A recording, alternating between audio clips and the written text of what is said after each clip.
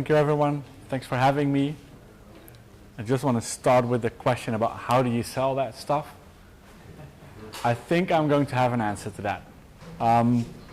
Because this session is all about adding value for your customers. It's not just about infrastructure management, it's about your customers. And I'm largely building on top of the story that Robert just told, so I don't know who figured out which sessions we're going to do today, but I think they're going to match up perfectly. So, Azure Thursday, this is me. My name is Wesley. I work as a lead Azure architect at Intercept, and next to that we're currently also piloting a DevOps team, so I'd love to talk to Robert at some point. That's what I'm doing, but we're not here for who I am. We're here for what I'm going to talk about. So a little agenda. I'm going to talk about how the world changed, how that impacted IT, and how customers changed. And it doesn't matter if you are working at a customer or you're a managed service provider or whatever. It's just very important to understand. And then we're going to look at what is the value. What is the value you can add, and what have we been royally screwing up in the past couple of years when it comes to IT. I'm not saying that we're doing it wrong, just saying we can do it better. And we're going to look at some practical examples of how we do that. So specifically for Robert, let's forget about all the theories, DevOps, Agile, Scrum. They are very important, but they are a means to an end. But let's just peel that down and just look at common sense. What did you do today to actually add value to your customer? That is something I learned about 15 years ago. My first manager, I used to work in healthcare and IT ops. And at the end of the day, he would ask me, so what did you do today in IT that would help that 85-year-old lady in the bed in the healthcare home? Obviously, I didn't have an answer to that because I was just busting out tickets, ITSM tickets. I don't know.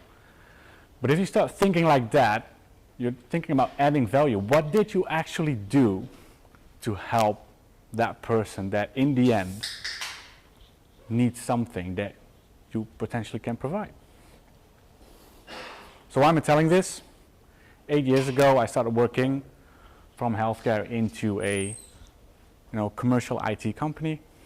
And that was somewhat of a change because instead of semi-government, we actually had to make money. I'm like, well, what are we doing? And we were a startup. I was the 5th person to join. Then we started doing public cloud. We started doing Microsoft Azure, and that's when things went really, really fast. So we screwed up a lot. We were successful a lot, and now we're a scale up. We're doing very well. And I just want to share that experience. What happened? What did we learn in the past 8 years about adding value? So let's just take a typical background story. Just take this, remember this. We're not going through this step by step, but we have a customer. I think we all accepted somewhere along the way that almost every company does something with software or is driven by software or writes software. Whether you are a company actually writing and selling software, you provide development services, or you are a very big enterprise and you write your own software to optimize your own processes. Those are generally customers. And then you provide IT services. You're a managed service provider, possibly maybe even a Microsoft Azure CSP, and you deploy infrastructure. You manage infrastructure. Maybe you do the Terraform thing, which works really well. You do that, you nail that, you are very successful at it, and you provide first-line support. So let's say you've been doing that 8 years ago, maybe even longer, and then there were public clouds. And they promised you the world. They promised us unicorns. We can do everything we want. Everything. That public cloud will give you all the options that you need. And then, did we actually do that? Did we move customers to Microsoft Azure and fulfill that promise? Did we tell them, or did we help them with building those APIs, using Terraform, using infrastructure as code? I think 8 years ago, what most people did was move a bunch of VMs from one platform to another. Essentially, we're just moving the problem. So we're using a public cloud as a hosting platform. Basically, we switched hosters. We went to a subscription model, which was very good. Didn't have to do any investments. Apex, Capex, OPEX, all good. But we were not using that public cloud. And then the world changed. I think we all got mobile phones, and you tried an Uber in the Netherlands. That's not very good in the Netherlands. But let's say you're in the United States. Uber, instead of going to a train where you have to wait for the train to be there, and you're just waiting, or you get an Uber, you swipe in your phone and it's there when you need it. It's a consumption society. It's anywhere, any place, any time. That was the promise about 10 years ago. We are completely past that. What we want now is we want to swipe, want to buy. And you could ask yourself, is that really something that we need to think of when we work at a software company, when we provide managed services? And yes, we do. Because even though that might not be your main business model as a software-driven company, your customers in their daily lives, they can go to Netflix and watch that movie. They order groceries and someone brings it. They experience that consumption society, that on-demand society. So somewhere unconsciously, they probably need that from you as well. So they just want everything, and they want it now. So what we normally do is we're a managed service provider. We go to the customer, we sell the contract, we have them sign a fancy SLA. Very, very good. And then in our day-to-day management, what we do is we build KPIs for that SLA. We promise you that for every ticket we solve it, or we don't even promise to solve it, we will respond within 48 hours. That's common in an SLA. We do the patches, we do the Windows patches, the Linux patches. We pick up the phone when they need us. We do all that stuff, but then the question is, at the end of the day, if you ask yourself the question, what did I really do to add value? Can you actually answer that question? I mean, basically what we're doing and what we're trained in traditional IT ops, I'm not saying that any of you does that, but that's where we're coming from. We're just satisfying a system, we're satisfying an SLA. And if you then go back to your customer and ask them, so what value did I add? Do they perceive that hitting that KPI or satisfying that SLA as adding value? We've got a bunch of customers, some where we really, really focus on adding value, some that just want that SLA, and just a feedback round across customers and ask them, how do we add value? Sometimes customers cannot even answer that question. Sometimes we need to train them. Possibly. Sometimes they will come back and go, you were doing this now, but if you could do that and that, then you will add value and I'm willing to pay for that. A question is, so well, what is that? But writing RFCs, lengthy reports at the end of the month. Anyone here in IT ops or IT management? All developers? Everyone? All DevOps. All DevOps. All right, so what we used to do about 2 years ago, at the end of the month, we send a report. We called that the proactive research report or something. We send that to the customer at the end of every month because we promised that in the SLA. What was in that thing was a list of Azure resources. Was the status okay, yes or no, the policies that have been deployed, all the governance stuff, basically just an update on documentation. And we hit the SLA, so at the end of the month, if the service level manager or the customer success manager would call the customer, they would go, all right, so we did that. And now we've got customers when they go, all right, so what if I would send you that? They would literally just look at it and go, well, I don't care. I just want you to add value, and whatever you need to do that within the scope of what we agreed and what we're paying you for, have at it, but I don't need a report like that. So the question is, if we do traditional IT ops, where's the value in that? I mean, yes, there is some value. Don't forget that, a lot of companies, what we see is, that there are developers, a lot of developers, they have to do ops, but they don't really want to do it. You know, there's no ops team, so then, you know, I think Kubernetes is a good example. So they want to work with containers, but then they're being confronted with, but now you have to manage Kubernetes. I think the amount of times that we had to salvage a Kubernetes cluster, I couldn't even count that. It's you start as a developer, you deploy a container very, very well, it works. Then you want to go to production, and then it hits you. You cannot develop your way out of that. There's more to it. It's a platform to deploy platforms, to manage platforms. It's more to that. And if you do traditional IT ops management, you provide those services, then maybe you take that cluster into managed services and you manage that for them. That is already giving back development resources to the customer. They're willing to pay for that, but now the developer can focus more on developing the product. But that's, you know, if you look at public clouds and the way they're evolving, for how much longer is that a viable business model? If you look at things like Azure Container Apps, now it's still very, very young, but it abstracts away a lot of the technicalities from Kubernetes. Maybe it's not the enterprise product it was promised to be, or maybe it will never be, but it is something that companies are looking at using, and if they do that and they're successful, then they don't even need you for that management part. So where's the value in that on the long run? So the problem is, you know, we're looking at adding value by satisfying our service level agreement. And at C-level, everyone's going to be happy with the green check marks and the KPIs. And as long as we're ticking the boxes, we're doing a very, very good job. And the feeling is justified because we are fulfilling the promise that we made. But we are not a part of the value chain. We're not a part of the value chain of that customer. We're just, you know, one of those companies that, you know, they could change for another company as long as they provide those managed services.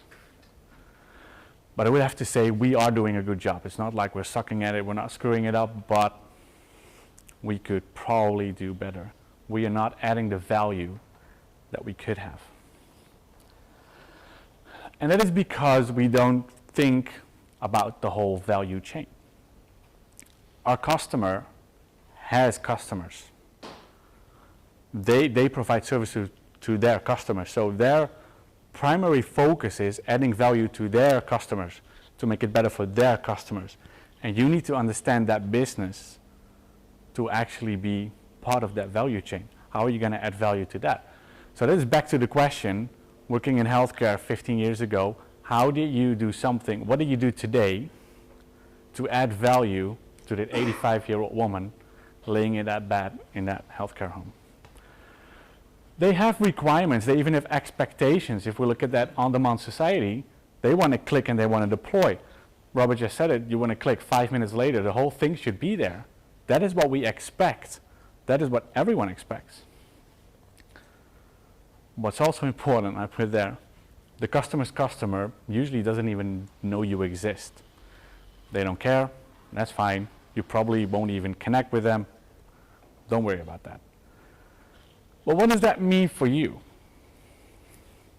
You want to know what the customer's customer wants. That is of utmost importance to you, because that is the key to understanding the business of your customer, that software company. So they will help you understand, and understanding that will teach you where you can actually add value. And then you will learn that solving that ticket because a backup failed, I mean, it's important, but that's becoming a commodity. That's not solving a problem. That is not adding value. It's not even about a technical conversation. Are we sharing the sheets afterwards? Perfect. So you don't have to read this whole use case, but let me just explain. We've got a software company, we call it Cloud Adventures. They provide services to their end customers, the customer's customer. And what they need for each and every customer, let's say they have a portal, but what they need for every customer is an app service, storage account, SQL database. The single tenant, You can have an opinion about that, but let's just say that's what it is. So for every customer, they need to deploy a couple of resources if they onboard a new customer.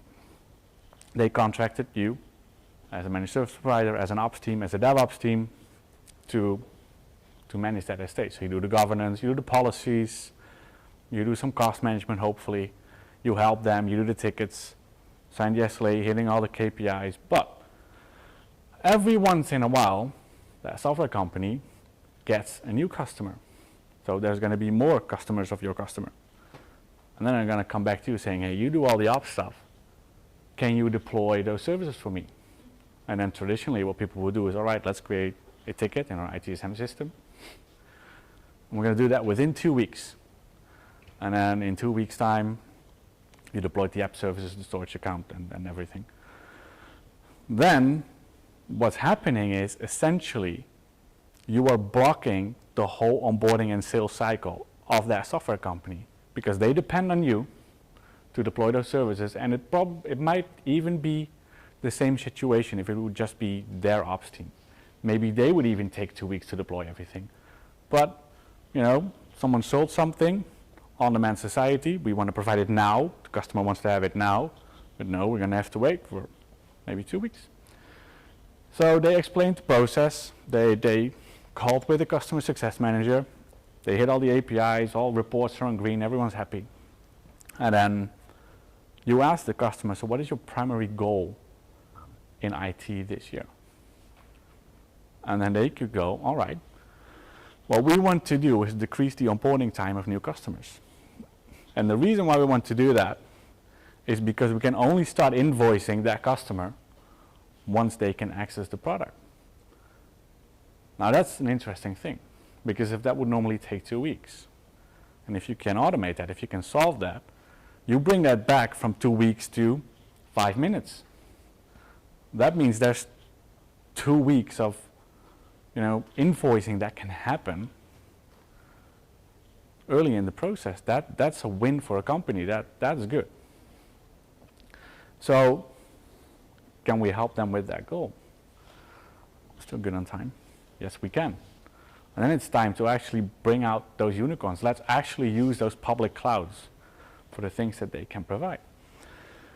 So if you look at that use case, you have a contract with the customer, you perform a lot of manual tasks because you manually deploy those app servers, you manually deploy the storage accounts, manually deploy everything that you need to deploy.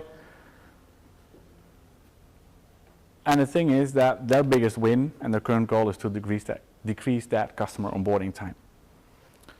The question is, how are we going to do that? But it does sound like something that, you know, we should be able to do, because it's going to benefit them commercially, financially, in many, many ways.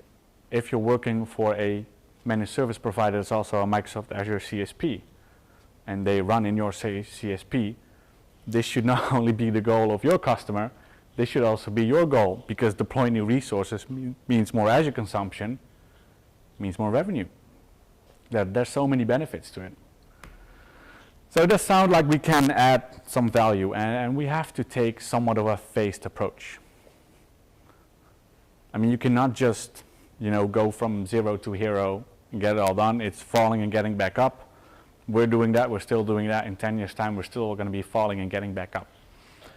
So what you want is, you want to start with infrastructure as code. You can use Terraform, you can use Azure CLI, Bicep, ARM templates, whatever you want. But your biggest win will be that you standardize the deployment. For you, that means you have a repeatable thing. You can do it over and over and over again. And that's going to be decreased administrative effort on your side. So you already have that win when a customer calls you, going, we've got a new customer, we want to deploy that. And you're going, all right, that means I just need the customer name, I need the customer size. Do you have a license that needs to be an app setting or whatever? And you click deploy and it's there. Still not the 2 minutes fully automated deployment, but it's already a big win on your side and on the customer side, because you are already decreasing that, you know, that administrative effort. And then that hopefully results in less effort to close the ticket, or, you know, even make that time almost 0. Then we want to use, GitHub, Azure DevOps. There's a lot of other tools. Thursday, so we're not going to talk about the rest. It sucks. When you use Azure DevOps, you want to use GitHub, either of them, right?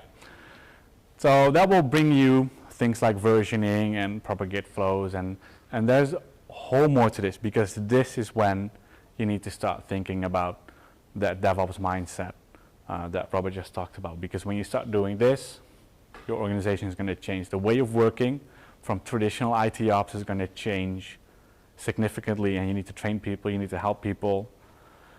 That's just going to take time. But it's once you get that done, once you're able to do that, once you have your infrastructure as code, and I think a lot of people here doing sessions about infrastructure as code and development, and to most of us it probably sounds like, of course we do infrastructure as code, but there are so many people that don't do infrastructure as code, that still do the click and point adventure in the Azure portal. That is a very, very big win. Because now, if you've got in a pipeline or in a GitHub action, literally anyone in the company that has access could trigger a new deployment. That means that if you have an ITSM team and you've got an ops team and consultants and developers who build the infrastructure as code, they can build it, deliver it, put it in source control, do the pull request, do the reviewing process, do all the nice DevOpsy things.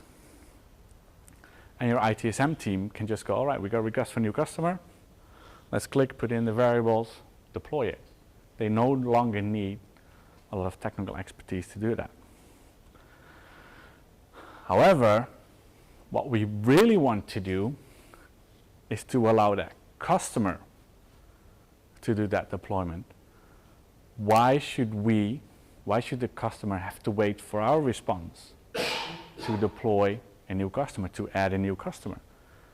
Why do we not provide an API or a GUI or anything that will make their life easier? Azure portal? The Azure portal is a nice GUI, and I'll get to that in a bit. You could put in your ARM template there and then add the variables and deploy it. But there's more to it. In the Azure portal, you're just deploying. What if you want to update? What if there's a reason why you want to use infrastructure as code.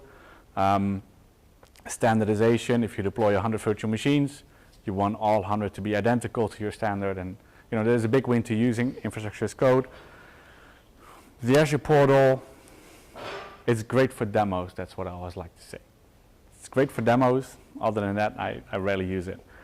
But if you can provide an API to create a customer, to delete a customer, to update a customer, then you can just tell your customer, all right, so you need that HTTP 200, okay, and go ahead, it's deployed, and you could go above and beyond, and there's way more benefits to it. But now, instead of focusing on managing that infrastructure, which you can automate. Yeah.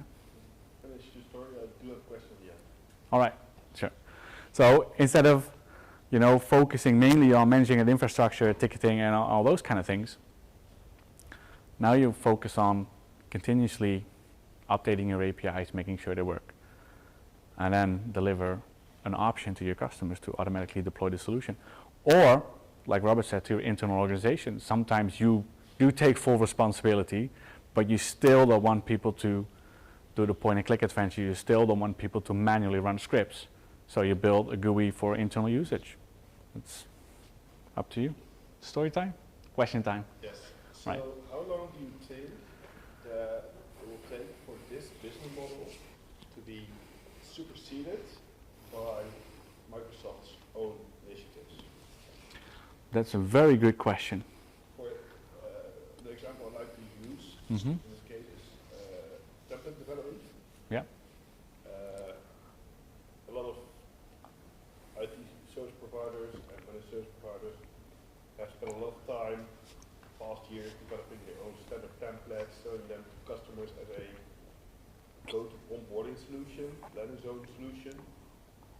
Now, in increasing velocity, you see the standardized templates being published by Microsoft themselves Yeah. in public repositories, ready to use for any developer team out there. Yeah. to do it themselves. And good for them. Yeah, exactly. So should you, as a managed service provider, invest in developing your own APIs, GUIs, Azure portal for your customers to wrap around the APIs of the platform? Or should you focus on actually educating teams and the organizations of your customers to change their mindset and do these things themselves already? A little bit of both. I think that as training, that's also a way of adding value. I got it somewhere at the end in the sheets. One of the best way to add value to the customers is actually train their developers, train their ops teams to be able to do it themselves. As for those standardized templates, if someone takes our services, then they get the templates of scripting, and we don't see that as IP or as a standard, because literally if you spend some time Googling, you could probably do it yourself, where the added value is the knowledge in getting it done. What we mean by those APIs, and this is a simplified example, maybe this works better, we trigger the pipeline, we deploy the resources. But it goes beyond that, and I've got some screenshots of customers where I removed the names. Hopefully I removed them all. If I forgot a customer name, then maybe we can redact that before this goes online. The thing is, it goes beyond just infrastructure deployment. When you deploy a new customer for your customer, they probably also require some database preparation or a license configuration or a DNS change of something not Azure DNS or external anything. That is where you want to go, because then you're actually part of the process of that software company. From a commercial perspective, that also kind of means vendor lock-in. I mean, if you do it well, you're going above and beyond. And then your added value is developing those APIs and applying new services as those public clouds, in this case Microsoft Azure, progress. Because that's where your added value is. Do it more efficiently, do it faster, do it cheaper, do it better. But just the template, that is not adding value, personally, for me. Because tomorrow someone else can, I can have the most amazing template, and then Robert writes a blog post about how he does it in Terraform, and where's my value then? So I completely agree, but it goes beyond just that. It's actually being part of that business process. The commercial win after that, is that you get customers that you're working so tightly with. We've got customers that change their subscription model to their end customers. So instead of us sending a bill for the Azure consumption and the managed services, we send them one bill per end user. So whenever they have a new end user or they have a new customer with 500 users, they pay us per the user that they sold. That requires a lot of commercial effort, but that's also a great way to maintain a relationship with your customer and the software company in this case. Because that is the biggest compliment that you can get. If you're a managed service provider and that software company comes to you and goes, all right, this is my critical number as a company. I've got a bunch of leading KPIs to that, but this is my critical number. This is the number that I measure every day. Every weekly meeting, we look at this number. And if we can align with that number, and if we can influence that number on the customer end, that's when you're doing a good job, and that's when you're adding value. So that's my philosophy on it. So what we normally do, you could do this a million ways, is you can use Azure Functions. The reason why we use Azure Functions and not directly calling the Azure APIs, they are not always that resilient. Sometimes you see it in the portal, you deploy a SQL Server and you get some sketchy API error, didn't work. That is another way that we add value. We build that resiliency in APIs, and they're custom per customer. So every customer, obviously we have a standard.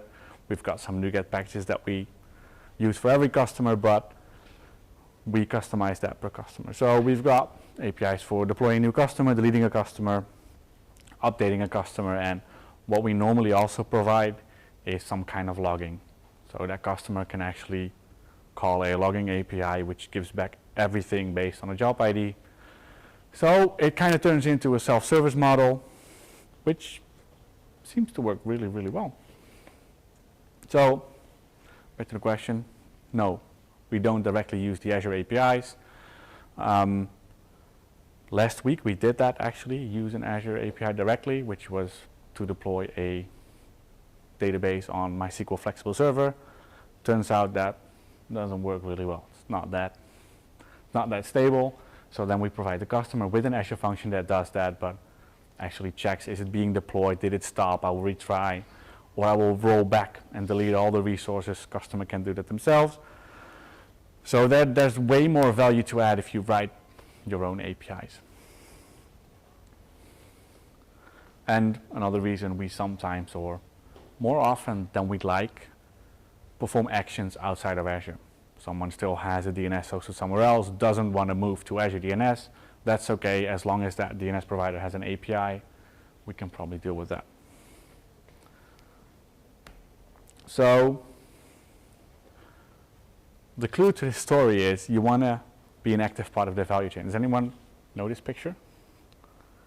I see some people nodding. There's better quality pictures out there than this one. The reason why I picked this one is this is from 1985. This is Value's Porter chain. This is Porter's value chain. And this is, if you've read any marketing book, this is you're going to be very annoyed with this picture because it's going to come back time over time over time. But this still holds. This is still valid. And what we do traditionally in IT service management, IT ops, we are sitting somewhere here. So we are just a service provided to that company. But you want to be within that value chain. You want to be in that quadrant. And that can be technology development, can be in operations, anything. But that is where you want to be. You don't want to be here because that at some point, when those public clouds deploy new features, provide you with out-of-the-box templates, you're going to be very, very irrelevant, very, very fast. So you don't want that. 1985, still good. All right, so I want to share some examples to show you what we do, and you can ask questions about that. And if you are ever interested, I'm willing to do a team session with small people, with a small amount of people, and actually run it. But you know, there's customer stuff involved. So we've got APIs. This is for a customer. We've got a new customer for the development environment, production environment, sprint environment. That is our testing environment, but the customer is paying for it, so that's good. Remove customer, update customer, and we do that in Azure DevOps pipelines in this case. The reason why we chose to do that is because if we cannot do something from an Azure function to an Azure Resource Manager API, we can use all the scripting and all the logic we want from an Azure DevOps pipeline. And it's good with logging, it's good for tracking. So what happens is customer calls an Azure function to create a new customer. So create the customer's customer. Job is going to run, is going to do a bunch of things. I think for this customer well, obviously we're getting the code from a repo, getting the service principal. We also have a Vault subscription or a Vault tenant, which is more a disaster recovery thing, which is what we copy, which is read only, write once. That's it. And then we deploy the infrastructure, which in this case is Postgres databases, containers, a bunch of stuff. And the customer can just keep querying the API, like they get a job ID. They can just query the status. So essentially it's just a wrapper around Azure DevOps and Azure itself. Or we build a GUI. This is for internal use. We have a customer with a couple of thousand portals, single tenant, on Windows containers in Kubernetes. I think I said everything wrong right there. However, they came from a traditional client-server application. Legacy code needs to run on Windows, went to app services. Then Kubernetes was the cheaper option. I mean, if you can run it on Windows containers instead of app services, 1,000 apps. Kubernetes is going to be way cheaper. So what we built, and we had this for app services as well, is basically just a simple portal that's going to read all the settings using an Azure function and returns it back to our IT services team. And they can just swap versions. They can update 1,000 portals at the same time They can change the version for one customer without having to run Helm or kubectl or anything. They can just click and do it. And then you could say, all right, so why would you do that? Could you not train those people to do it? Well, for one, Kubernetes is hard. I mean, I think you just said it. Really is. No, but that's, I've got a colleague, Richard, and if you tell him Kubernetes is hard, then he's like, what are you talking about? And then he shows me stuff, and I'm like, yeah, right. Good luck with that. No, but if you need to understand way more than just the commands. What you don't want to do is give someone all the power, and all they understand is arrow key up, change the name, and press enter. Because then, they're going to do that at Friday at 10 before 5, and then you're going to be called at 6 p.m. when you start your weekend rings. You get back to the office. So why not spend a couple of days writing something that makes it easier, that makes it safer, and in the end even give it to the customer. All right, so if you have a problem in the weekend with that specific version, you just click on the drop down, you go back to the previous version, and you're good to go. And then if it doesn't work, then you could consider calling us. And there's more. This is just 2 examples of how you could do it, but then, training developers and ops teams on the customer side is very, very valuable. And that is also a very sustainable business model, because they are not very likely to keep track of all the new things that come in Azure. So you would have to do that over and over and provide sessions on new technologies and other ways. And as long as you understand their business, you can target that. So you know which of your customers can benefit from using Azure Service Bus. So if there's a new feature, why not pull them into a meeting and say, all right, so this is how it works. We could help you, we could kickstart it with you, and then you could do it yourself. So you want to actively share those new capabilities. And then there's the Azure Marketplace. I think if you go to any Microsoft event, you will hear about the Azure Marketplace. Anyone here using the Azure Marketplace? Or build a solution and host it in the Azure Marketplace? You do. Azure Lighthouse. Azure Lighthouse, yeah, the managed service offering, which actually is, for me, one of the better use cases for the Azure Marketplace as a managed service provider, but I'm guessing that would be the same for you guys. But what they also try to push is things like SaaS offerings, right? So all the billing goes through the Azure Marketplace, and it's a very hard story to sell, because that means that the customer's customer needs to be on Azure and then go to the Azure Marketplace and then buy their product. We've got customers that are maybe 20, 30 people, but they have huge customers. Companies like Shell and Heineken, and they probably don't go to the Azure portal and then go, all right, so I want to use that solution. Those are sales cycles that take months, and that's not going to end with, all right, so you're happy with using our product, now go to Azure, get a subscription, go to the marketplace, and then buy our solution. However, there's still a market for that. What we see is companies who sell worldwide have to do a lot of taxes worldwide, and what if you could have Microsoft do that and take that penalty of 3% of the marketplace, and then Microsoft will take care of all that. It's being done through CSP. Makes it a lot easier. We actually have customers that are looking at for that reason at the Azure Marketplace. But that comes with a couple of requirements, because what's happening with a SaaS offering, you don't need to build the ARM templates or anything. You just need to fulfill the requirements of their API. Because what the Azure Marketplace for a SaaS offering does, the customer fills in their details, an API call is made to whatever API you provide, and that needs to be able to create subscriptions, delete subscriptions, so create a customer, delete a customer, and update one. Now, if you would have those APIs, then you'd be done fairly quickly. You could easily onboard them into the marketplace. That is one of the benefits that we did not expect, because we were never targeting the Azure Marketplace, but that was a pretty good thing.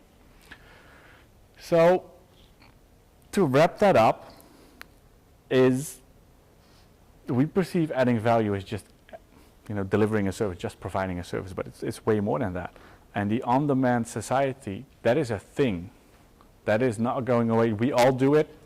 We all pick up our phone and we buy when we go to Amazon, we buy stuff. We want it now, want it tomorrow. I was discussing this with my colleague earlier today.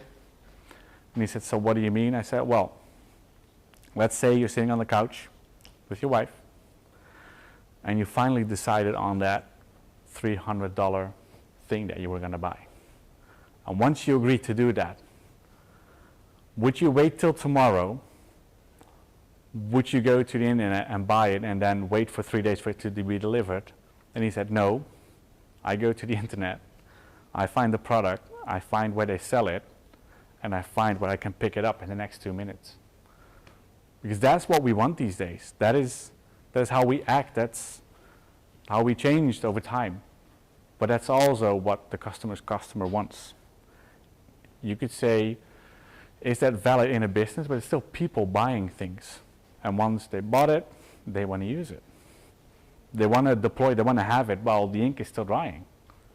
That's what people want, and that's what you can provide, and that's when you add value. And that's something I learned over time.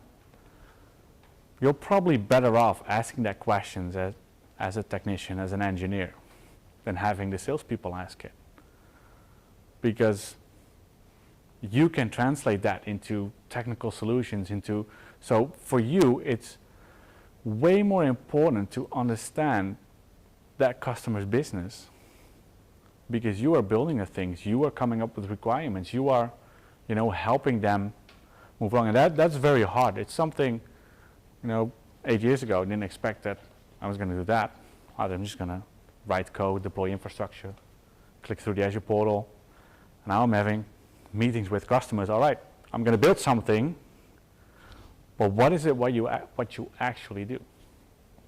So that's a big game changer for me personally. May I ask? Yeah. I believe last bullet I recognize some team members who are not really interested in the customer use case. They're still interested in technology. Do you recognize that? Yes. And is that something you would encourage people to really get involved in the use case of the customer? I think it's, you always need people with a technical background who can do that, but we also need to accept that not everyone wants to do that. Not everyone wants to go to the customer and have a discussion about how they started their business and what the strategy for the next 12 months is. No, that you actually need to actively look for those people. Some people want to do it, some people don't want to do it, some people want to do it but can't do it, and then you will just teach them how to do it. That's fine. But I think it's something that we all need to look out for and be a good development. Last question maybe? Yeah. So I was trying to understand why you told the story about the on-demand society. Mm-hmm. I believe, if I get it, is that you would like to have the self-service experience. So this, you said it, without any waiting time. No delays. Getting the service. Yeah, I want it now. It's like, you could. Not a ticket and then 5 days. Exactly. And for the customer, that is the added value, and for the customer's customer, that's a great experience because you can click it and you can log in and it's there. Maybe there's a 5-minute waiting time for infrastructure to deploy or preparations to happen. And yeah, but for you as a managed service provider, it's, it takes you less time. It may even make you more revenue, but the best thing is it will give you more time to work on the stuff that really matters. I believe it's about removing manual labor. Yes, and that's gonna, less human interaction or intervention, less errors. That's, once you standardize and nobody has to touch it, it's gonna remain the same, and it's, gonna be good. But the customer's customer, they just want it now. It's like when I go on my phone, I want to watch Netflix now. I don't want to go to the TV and wait for that movie to start. It's something that's being drilled into us for the past 10 years. All right. Oh, sorry. How big is your development team? Where I work? How many developers work on these? Because let's face it, these are developers. These are not They're both. main developers. No, there's a healthy mix. I think in one team, the team I'm running now, we've got 3 developers, we've got 3 consultants, 2 architects who also do consultancy, but then they also do designs, and we've got some data people. But no, I think in terms of engineers and developers, they're about the same amount.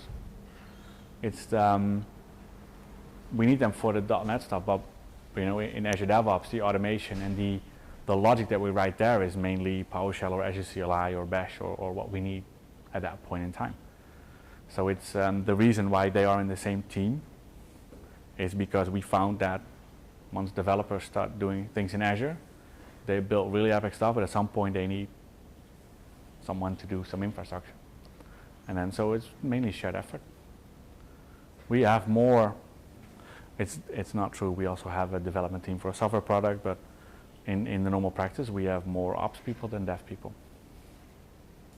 But the total number is around? Total number of technical people? The Total number of developers? Yeah. I think we've got about 15 in total. So people involved with developing functions, pipelines, front ends, Yep. on all the old solution. Yeah, so what we're doing, but that's more a business thing. We're going into multidisciplinary teams and DevOps mindset, but we've got a whole team working on a software product.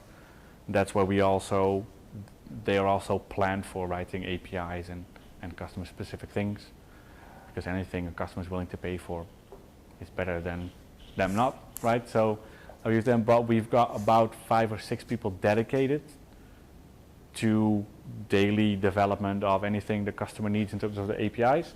And then we've got about 8, 9, maybe 10 people that we have available to fly in if we need them. But we don't really need them that often, to be fair, which is a good thing. Thank you so All right. much, Wesley. For the sake of time, I think Yeah. if we have any questions, we probably can ask them during drinks right after. Thank you so much. It was an excellent session. Thank you.